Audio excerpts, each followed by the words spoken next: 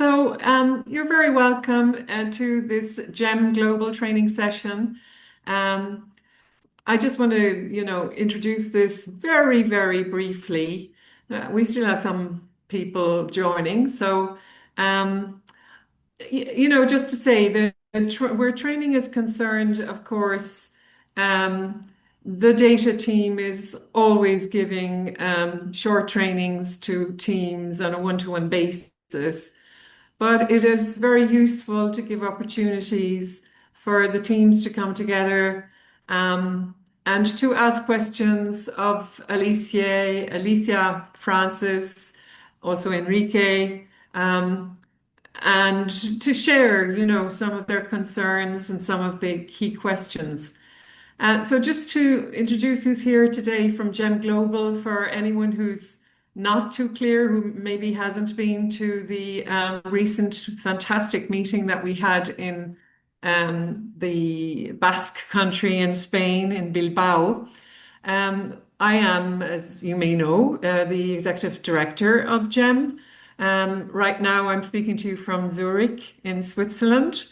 Um, Kevin Anselmo is the person that has set this up. He is our communications advisor and he is working out of Florida.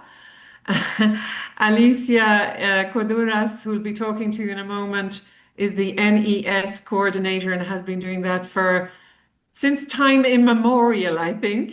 She works out of Valencia in Spain. Uh, Francis Carmona is beaming in today from California.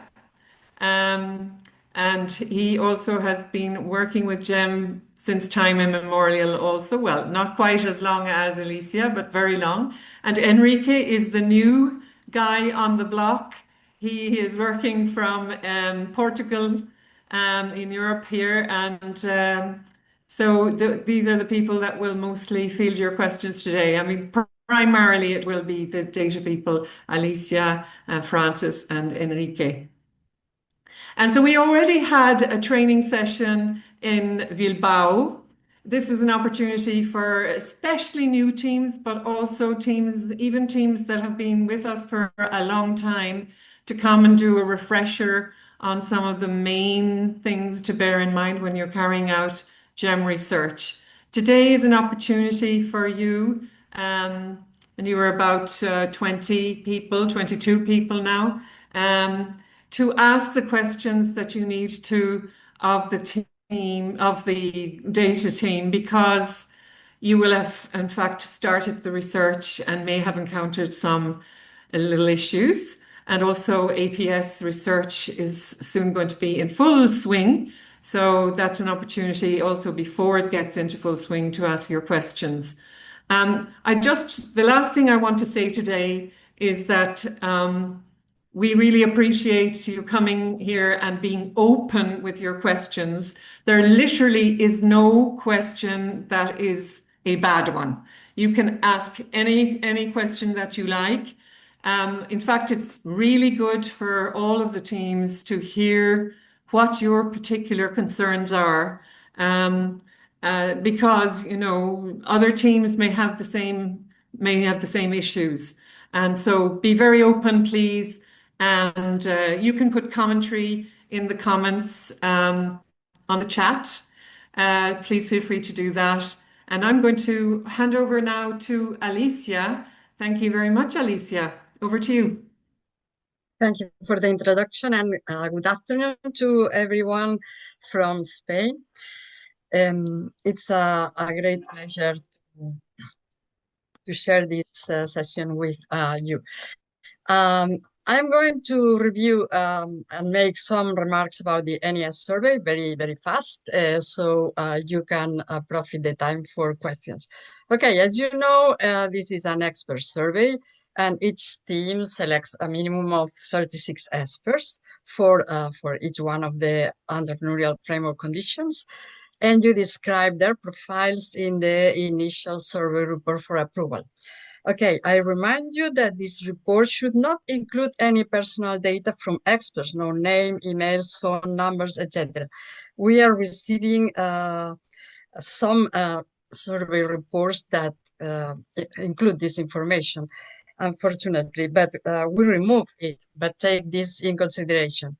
So this survey collects the necessary information to calculate the NESI index and the 13 pillars that shape this index. And the NESI, as you know, summarizes in one figure the average state perception of the national entrepreneurial conditions where entrepreneurs work. Okay, so remember always when you analyze and comment the results that the expert perceptions are subjective and that the results cannot be analyzed if they were provided by probabilistic survey. Remember always that the sample is purposive and that the key is the adequate selection of experts. Many teams ask how can they defend the reliability of this type of survey because it's more qualitative than quantitative and we do not have the typical indicators of a probabilistic survey. Then these are the main arguments you can explain. The continuity of GEM. It has been done for 26 years now and proving that the results are coherent. The data show internal coherence across all these years. And the quality of the samples is usually good and controlled by us. As you know, we check every survey report and we make recommendations when necessary.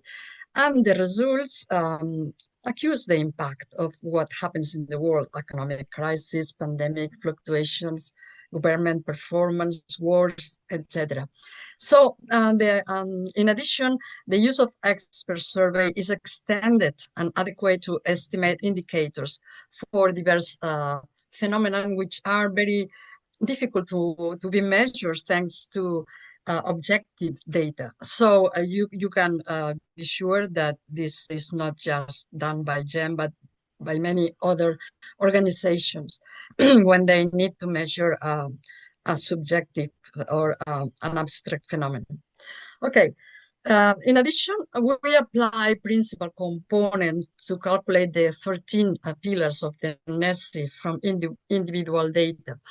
And this methodology includes reliability measures like the calculation of some indicators like Cronbach alphas to each block of items. This alpha measures the internal coherence of the blocks of the questionnaire. And and the internal weighting of each block of items is provided as well by principal components. And this is what allows to relativize the importance of each entrepreneurial framework condition in the NESI and what allows the international comparison. So to carry out all these operations, the first that GEM does is providing you with the package, the year package that includes all the documents necessary to carry out the NES. Then you must fill one of these documents, which is the initial survey report, and send us the translated questionnaire if you are going to use a language different from English or Spanish. Then you know that Henrique provides you with an exclusive online platform and the link to collect the data from experts. Then when you finalize the data collection, Henrique sends to you the preliminary SPSS file with this letter full of instructions to carry out the final operations of the SPSS file. Then when I receive each of the individual level files, I check them and I comment with Henrique if it is acceptable or not. And then it is going to be part of the of the global individual level file. Okay, so we need to collect all the files. Okay, if we don't have all the files from all countries and for all regions, we cannot build this file, which is the global individual level file that includes all the responses from all experts of the cycle. Then when we have this file, then we apply principal components to the data, and also we provide the averages of each of the individual items of the global report. Oh, sorry, of the global questionnaire, of the national questionnaire. And then I am speaking too fast. And then we provide also the standard deviations, which are a measure of control for us, because we can see very fast if something is not working, because these numbers are as much between 0 and 3 points, okay? And then we apply principal components. But before doing that, we calculate the Cronbach alpha, which is this indicator, okay, for each one of the blocks of the questionnaire. Okay, then we provide these control measures here in this document that not everybody reads every year. As you can see, this is very stable for many years. This reflects the coherence of the 13 pillars of the NESI. Then we apply the principal component analysis to each of the blocks. For example, here you have how we summarize the easy to get funding block. Okay, we capture all these original variants, and these are the coefficients that we use to calculate the final scores of the experts, and they are at the same time the weights of each of the single questions in the pillar. Okay, for example, in this pillar, easy to get funding, it's very important, very relevant, the item about getting enough seed capital for entrepreneurs. Okay, then we build the national or regional level file in which each row is a country, and we have all these measures and indicators. So for your global and the national report, we have all this information. Means for each single item in scales that are from completely false to completely true. Means for each summary variable or principal components, and these scales are interpreted as from 0 totally insufficient to 10 totally sufficient, thanks to the methodology of principal components. Then we calculate the NESI as the simple average of the 13 pillars. Then you have also original open responses in text in your individual file, the coded open responses, the percentage of topics cited in the open responses. And you know that this global individual level file is delivered after the launch of the next report, okay? The next February. And I think that I accomplished, yeah, 10 minutes. So questions about the NES, please, if you are going to make any question, speak slow so I can understand, because the sound not always good, okay? Thank you. Okay, you can just field your questions verbally right now, anyone who wishes to. Any questions about the NES? Now is your opportunity.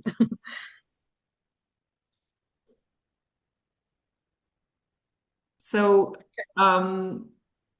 Kevin, do you see any hands up? Because I actually don't have that function here. Enrique has his hand up. Did you want to make a point, Enrique? I know. I meant the No. signs for hands up. No. No. Oh, okay. Enrique. Hi, hello everyone. Just a small detail to complement Alicia's information regarding the NES. I feel that is important for teams to know that during the cycle, you can request a status update in case you are having trouble tracking the interviews you are trying to collect, okay? And I feel this is important because there are teams that lose the track of the interviews, and we can provide 2 different files which are including all the data they will need to keep up with the tracking, and that's it. Okay, okay, Dr. Nehal El Nagar from Yes, Bahrain. hi, Dr. Alicia, hi, Dr. Eileen. So Hi. lovely being with you, and of course we're very proud that we just finished our first round. I just have a quick question.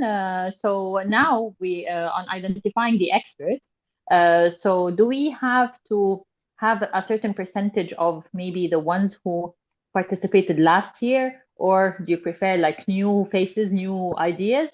So is for credibility of the responses.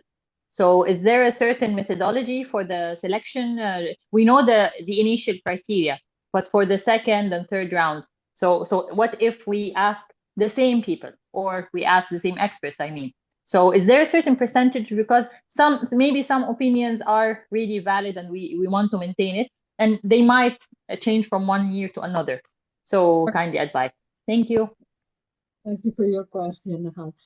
So the answer is that GEM requires 25% of the veteran experts to be replaced. Okay. This means that each year each team should have 9 new experts, but the condition is that one should be for each of the conditions. So one for financing, one for government policies, one for government programs, etc. This is the strict requirement from GEM. If you can replace more, there is no problem. So this is the minimum request to replace 25%, but distributed in the 9 categories. Okay. Okay, thank you. You're welcome. Any other questions regarding the NES from anyone?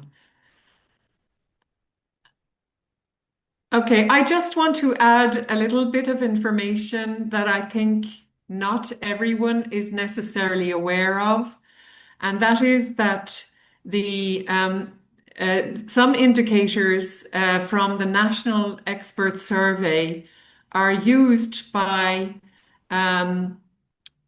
WIPO, the World Intellectual Property Organization, to generate the Global Innovation Index.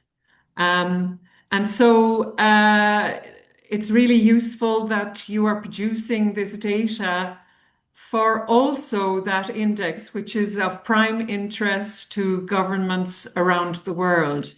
That means that, in other words, they do not have the data for those indicators for the Global Innovation Index unless they carry out the NES. And we have a special arrangement that allows some countries to carry out just the NES. These countries are not part of the consortium, but they carry out just the NES in order to contribute that data to the index. But it also means that your data eventually will also be used by WIPO. So I think it's important to just know that that there are these additional advantages to carrying out the NES.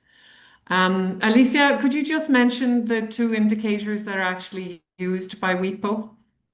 Hey, yes, sorry, I was answering. That's okay, no problem.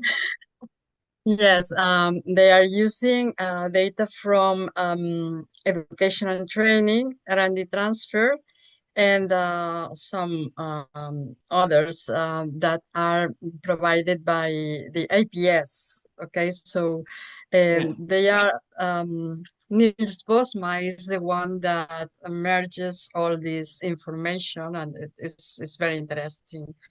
They are very satisfied, and I want to congratulate most of the teams because as time goes by, I see that many of them are increasing the number of experts. The samples are bigger and bigger, and I think that in many countries this information is really appreciated by not just by policymakers but by other organizations and educational institutions, and I think that we have a very a very useful tool. So please keep working on it because most of the teams are doing really very well. Thank you. Okay, thank you so much. Oh, we have a question from Per. Thank you. Thank you Hello, very Per. much. Nice to be here. Welcome. I have a question about what you just said about the innovation index, the WIPO innovation index. So they are using data from our NES surveys, right? Correct. Yes. And did you say that some countries participate in NES but not in APS? Is that Yes, correct? but they are not members of the consortium. This is part of a special partnership with WIPO, but they actually pay, to do so. And there's only about 3 countries involved for the moment, but there may be a few more. And the interesting thing about this is that this may be a very interesting channel to get new members for GEM directly from developing countries where we actually have some weaknesses, we definitely need to improve our membership there. So it's going to be quite an interesting channel. These countries do not get any of the benefits of being part of the GEM consortium. They are not invited to the annual event. They do not receive any other data. They are just allowed to do that for the purposes of the Global Innovation Index. Yes, but the results are not included in the global report, and they Exactly. cannot write a national report as well. It's a shame because we have countries like Mauritius, which are developing countries, and it would be very good for GEM, but you know that the funding in these countries is more difficult Yes. to But, do. in building a relation, in this case, we have a relationship directly with the governments. Yeah. So we hopefully will be able to, over time, bring these developing countries on board fully with GEM. It's just we need to develop the relationship and the trust, I think, Okay. So that's the expectation. So it's about around 3 countries that 3. are just okay. Yes, Not for that the many then. moment. Yeah. Okay. Thank you. Okay, you're welcome. I think we can hand over to Francis. Yes. And thank you very much, Francis. Hello. I'm going to go over some parts of the APS. I'm really going to hit on 3 items, sort of areas to check while you're collecting your data and before you submit your final data. Thank you, Alicia. Before, it's my job to hopefully identify any errors before they're made, potential errors. And then I do this at every stage: proposal, when you submit pilot files, when you submit your final data, when I'm computing the final results, when we're checking the results that are released, we're checking for for errors along the way. It's if we do our if we go through the checklist, we do our best, we sort of prevent the errors occurring before they occur. And that is a huge time saver and reduces my headache, certainly. So the first one I'm going to go over, our questionnaire, quite complicated. A lot of questions, a lot of skip logic. Questions could be a bit wordy at time. And then we have our response options. And this has become an area of complication over the years as we've added items. Would be the values we attach to the response options. I don't remember. I swear when I first started GEM, the first response option always had a value of 1, second had 2, and so on, 1 to 3, 1 to 5.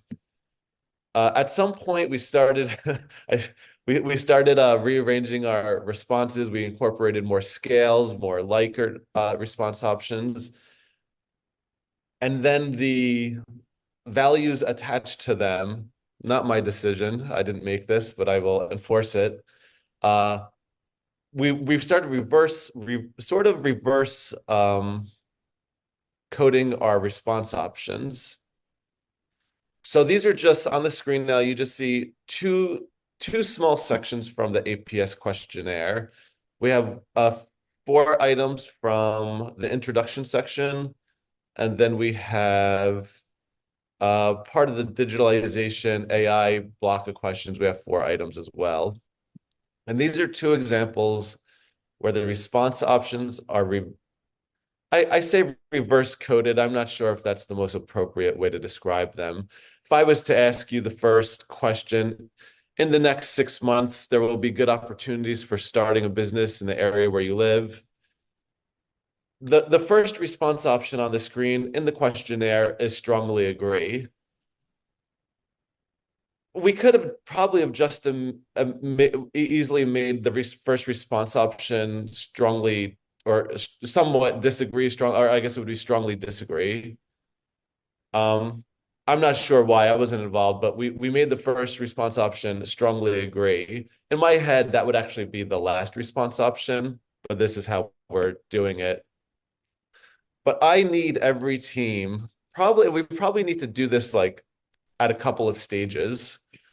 I need every team to check in with their vendor to say, are we correctly, just let's double check, are we correctly applying our values to the response options? Now, every single team sends their questionnaire to me to check as part of the proposal package.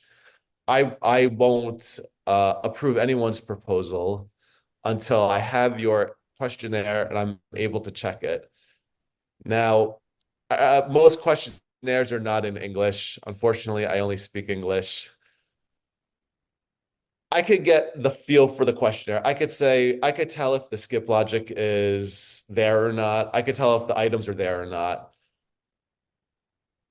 Usually for new teams, I will copy paste into Google Translate some response options to just say, to check to see if strongly agree in your language, is that really what's there on the screen? And does it have a value of 5?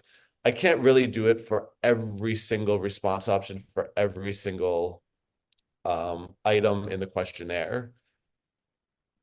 So at the end of the year, I do find when I produce the results, I could really only do this when I produce results and I'm comparing current results to your specific team's past results, or I look at patterns in the results when comparing all the teams. So for the motive items, this is easier for me to identify. So my point being, when the results are produced, I do look for patterns and indications that a team may have reverse coded their response options. I can't really tell if response options were coded incorrectly when you submit your final data to me. Every year, though, I do receive 1, 2, 3 files from teams that sometimes a lot of items are reverse coded. Sometimes it's just a handful of items. You know, there's a lot of hands involved with the questionnaire, with data collection. Someone from the vendor company talks to the team leader or the data contact. That person talks to me. The person who was probably coding the questionnaire into the computer that, you know, is being used to administer the APS probably isn't someone in our communication line. That maybe just someone else removed a worker of sorts. So I see where the confusion comes in. They're coding the questionnaire into the computer, they're programming it, and they just forget. They think first response, strongly agree, I'll give that a value of 1, not looking close enough and saying, wait, that's a value of 5. These are going in reverse. I'm going to send out reminders, but don't wait for me to do the reminder. It's easier if we get this now, sooner. It just needs to be on your vendor's checklist to double check that the response options are coded as they are in GEM, because every team, when the data comes to me, for me to compute the results, every team strongly agree as an example of the first section, every team strongly agree must have a value of 5. Otherwise, the results you obtain, if the coding is incorrect, it's kind of just the opposite of what it should be. You couldn't have more wrong results if it's reverse coded. So this is something I will remind teams throughout the year, but we have quite a few questionnaire items where the coding is not exactly the assumed first response one. It goes from the introduction block all the way to the end of the questionnaire in the block 7. The next slide, please, Alicia. Thank you. This is similar. In every team's APS proposal, worksheet F covers your team's unique specific education categories. Every team gets to choose their own education categories. That's fine. That's how it works. So if you look on the left side of the screen, highlighted in the yellow with the yellow cells, we see the education category description. This is partially a real survey report. I took screenshots of teams' files, but this team did it right and I made it wrong as an example. So if you recognize these education categories, you did not do anything wrong. So in the survey report, worksheet F, next to the education categories, you see the XX education code values in green, 1, 2, 3, 4, 5, so on. These start with 1. That's how it comes as default. It turns out, I learned this sort of a difficult way when I took on this role. It turns out some teams with their specific XX education variable, some teams start their first category with a 0, not 1. So on our screen, we see in the survey report that was submitted to me, the first category is none less than high school, and that has a value of 1. What we don't see in on the screen, but what is in the survey report is if you go down in the worksheet, there's coding, syntax. I copy this into SPSS and I use it to code your team's education categories. Now, if you go to the center of the screen, this is a screenshot of output from SPSS. This is a frequency of the education variable, XX. Oh, go back, Alicia. Thank you. So this is a screenshot of the education category variable. Sometimes I see that I'm like, oh, I see in the SPSS, the first category, none, less than high school, has a value of 0. And then I go to the survey report and I double check it and I go, wait, I have a value of 1 though for this. Most of the time, nearly all the time, I can do the update for the team. I'm very imperfect, unfortunately. I might miss one sometimes, and I might miss updating a team's codes. What really needs to happen, no matter what, I'm going to double check everyone's work. People double check my work, I double check your work, and we're really going back and forth. It's a very effective system, but I think it's going to be to our advantage.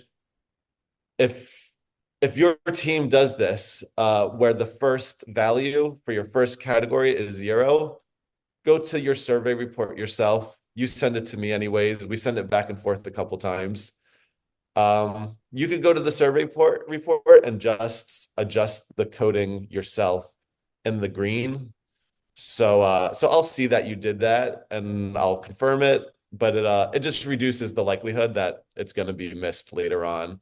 Because if we don't have the coding done correctly, the education variables, and there's a few of them, are going to end up having an error in them. So those results won't be useful. I could correct it eventually, but it's a bit of a pain to correct. So Okay, the next one more slide. Thank you. I know teams are probably annoyed with me because I keep talking about my checklist file.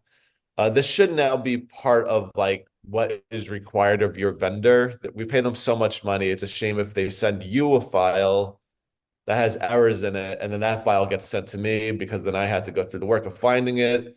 I had to communicate the errors back to you, then you have to communicate those to the team, and it's a whole waste of time. So this is the checklist file. Anytime your vendor sends you data, they should consult with this file before they send you anything. And every single item on this list, there's 15 items, every single item must be met. There's some that are less important that if you didn't do it, I'll do it. It's not the end of the world, but I think when I see that your team, so for example, let's go to item number 8. Team added variables must begin with the 2-letter country code. So for Japan, JP. If your team adds variables to your data, many do, and I receive your file, and I see that they don't begin with your country code, I'm gonna think this team didn't follow the checklist. Who knows what else they're missing? Now, of course, I'm going to do my checks anyways, but it increases the likelihood that there is an error. I'm going to have to send the file back to you. And now the whole process is slowed down when we could be focusing on other things. So, add your 2-letter country codes to the variables. The very first item on the list, we all now have access to the data input template. This is where you enter your collected data into the SPSS file. You send it to me. Please do not remove any variables from the data input template. For me to run my syntax files, it depends on all the variables being there. If they're missing, that means I had to take the time to add them back in. Causes a little confusion, but it just saves us all a little bit of trouble. If you're not using the variable, you could move it to the end of the file. You can leave it blank, but I ask that you don't move it. But my point being is when I see these items that aren't met on the checklist, I think someone or a couple of people did not follow the checklist. But very quickly, I want to go over 2 items. I'll start with number 10 first, highlighted with the red arrow. We have 4 variables in the APS questionnaire where a respondent can enter in a number. Every now and then, I look at these numbers and I think, are these real? These seem pretty crazy, these numbers. 898989, 12222, stuff like that. Usually people don't give numbers like that. But you, the team member, are in a better position than I am to know, is this a believable number? So it's important when you should really be frequencying all your variables before you send me a data file. But definitely look at the 4 variables where the respondent can input a number, like how many people, how many owners, whatever, how many workers. Take a look at those and then question if they look a little bit odd to you. And similarly, going up to item 9 on the list, and this is what I'll end with. Yes. Your vendor should go through your data file to make sure that no respondent has a high number of don't know refused responses. Once we get to, I'm not going to give you a hard and fast number yet, but if it looks like 25% or more are don't know refused, I would take a look at their data and ask yourself, is this a real interview? Were they just going through it? How useful is the data? Especially key in on blocks 1 and 2, because those items are used to compute the stage of entrepreneurship, the TEA and the established business rate. And when those very important questionnaire items have responses of -1 especially, it gets confusing, and I think it becomes useless to try to identify the stage of entrepreneurship. So definitely check out the response rate, the don't knows, refused responses when you're doing your final checks. This is something your vendor should be on top of, but always helps to remind. With that, thank you. Send any questions our way. Okay. Any questions on the basis of what Francis has already said? Anything on the content? Anna. Hi. It's not a question. It's rather how to say confession. I wanted to share with you my experience. Everything what was pointed to by Francis has happened to us. Oh. I mean, yes, exactly. As our vendors for many years, but all of them use system known CADAs, and coding in that system is somehow reversed from what GEM actually wants. We sort of, I think at least twice, we had problem because our data was coded in a wrong way, and quite late we sort of found out that our results are very low or they are very high. So we sort of started like whole investigation what went wrong. And actually the same happened like with the data from the last collection about AI.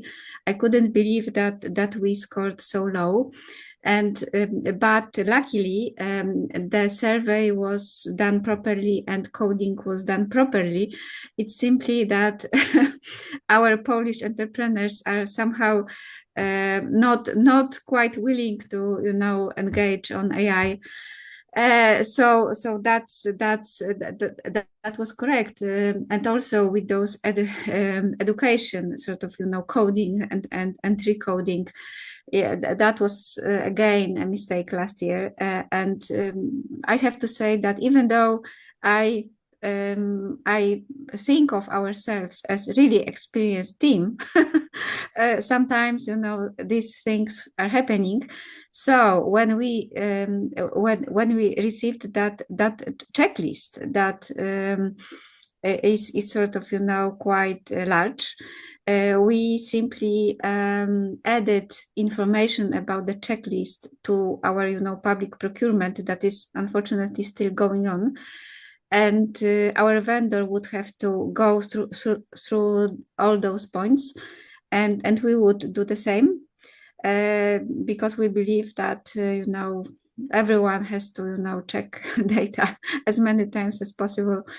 Otherwise, it's actually us, the national team, who is very sorry when the data are incorrect in the global report or any other publication.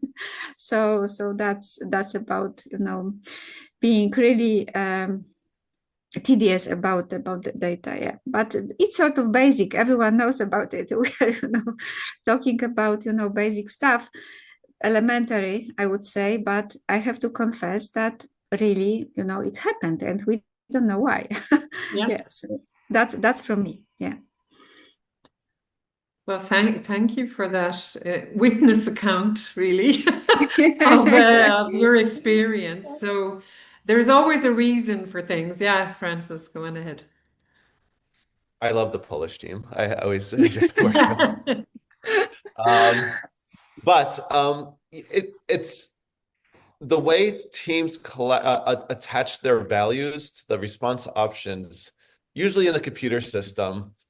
Often it's not exactly what GEM has in their APS questionnaire. A lot of the times, for just a simple example, a response of don't know might have a value of 8, and a response of refused has a value of 9. This is technically fine. A team could put any number to any response option in their computer system. The more it differs from the GEM APS questionnaire, though, the more work is going to have to eventually be done to recode the items to Exactly. match them, to match them with the APS questionnaire, because we have 50 plus teams lately.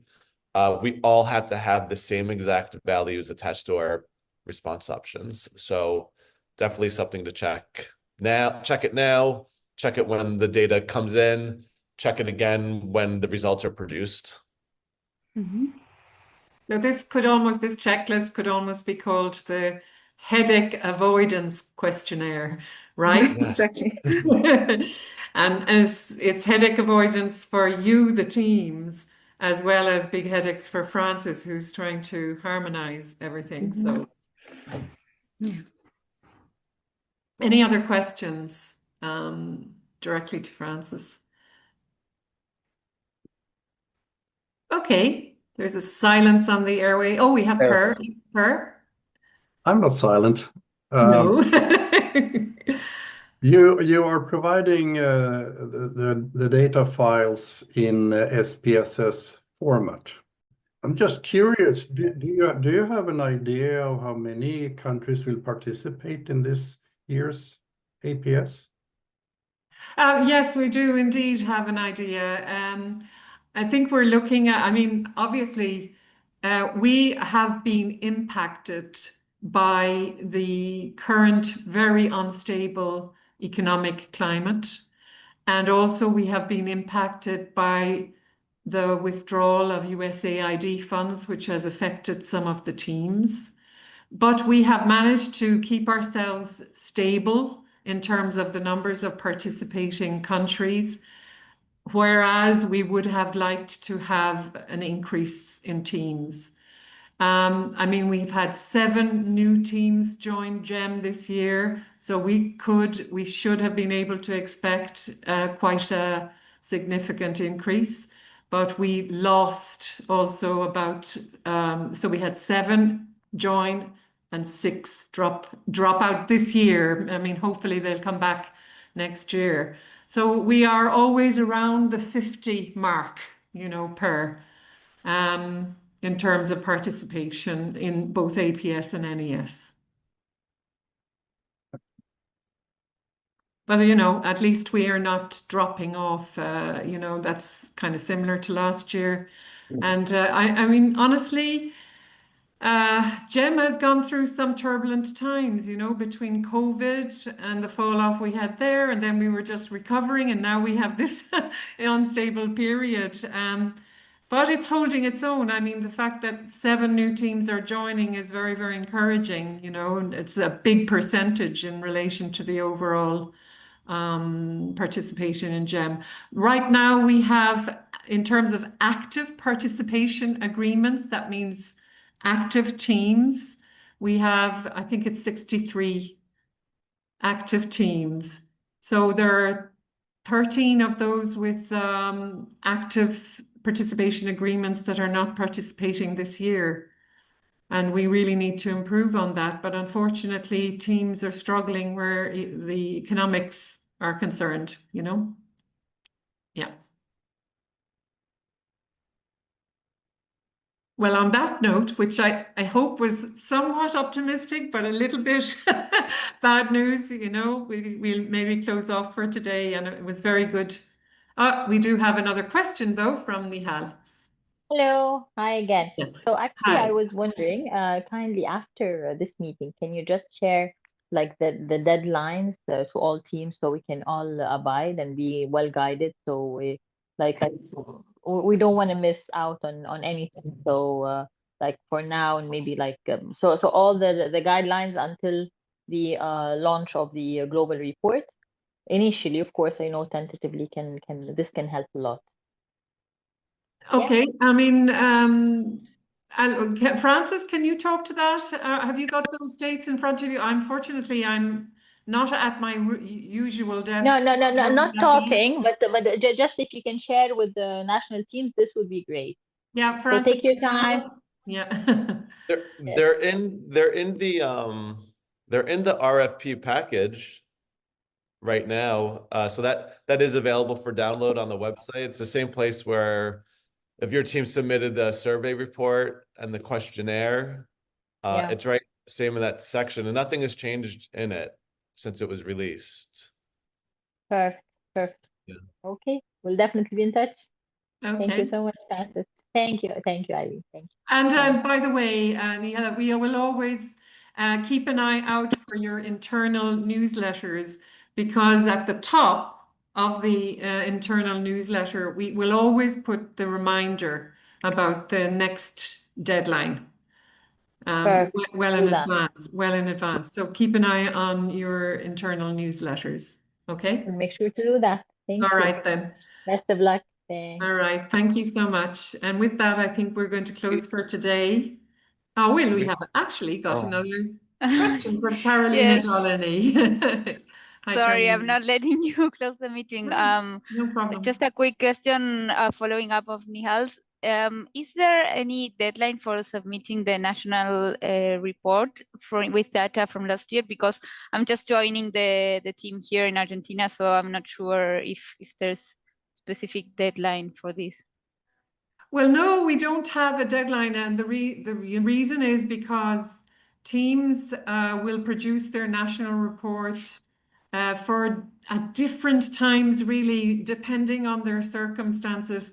Some are extremely quick about producing their national report, and then others, it takes a while, and there may be factors related to their sponsors or whatever. They may be waiting, for a particular moment. So no, there's not, and we're just really hopeful to get everybody's report within the year. Anna has a comment on that, though. Yeah, Anna? actually we have. Sorry to butt in, but we do have a deadline. It's actually written in that annual schedule that we are, presenting like every year. We are signing Well, every the year, agreement, yes, for sure, and then- every and year. then That's what I'm every saying. year- We get it within the every year. year. It's Yeah. like 8 months, but I have to tell that I was not fined when I was late, and I couldn't make those eight months because of the translation process that took quite long Yeah. into English. Yeah, but I also noted that some countries upload a report in their native language and in English, and some only in native with abstract in English or summary. So it's a different approach. But I don't know how. But someone recently read in details annual schedule, and we sort of understood that it's eight months. Yeah. So Well, yes, so, I didn't mean to imply that you didn't have a deadline, because you do have to Yeah. produce one. Yeah. But there isn't, we don't set it a specific date. Yeah, that's the thing. And we do Excellent. over that 8-month period, the national reports are being uploaded quite gradually, over time. Yeah. And I think the earlier you can get that out, the better, of course, because it's the freshest information, and it's relevant, at that moment in time. So I know that certain teams are making really particular efforts to try and get their national report done very quickly after the global report is issued. The US report, for example, this year has come out much earlier than usual. And so I think that's the objective, really, is to get fresh, relevant reports out to sponsors and to the public as soon as possible. Yeah. Excellent. All right. Thank you. You're very welcome. Thank you. And I think we can wrap up now. And it's very nice to see all of you here today, and thank you for taking the time. And this doesn't mean that you can't ask your questions independently, but I think it's always a good thing to get together and to share some of the issues and questions that we have. So thank you so much for joining. By the way, if you have other questions, I think, for example, the one brought up by Per regarding SPSS, please make sure that you can send them in to me, copy to the data team, because we also have the GRIPS groups, as we call them. Those are the particular groups that look at the APS and NES questionnaires during the year. They're the stewards, if you like, of those research instruments.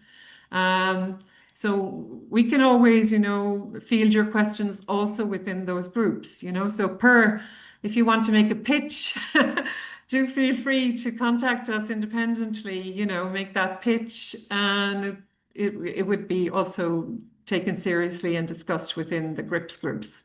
Okay? All right. Well, thank you very much. And have a very, very good Thank rest you. of the day. Thank you to everyone. Thank Bye-bye. you. Bye. Bye-bye.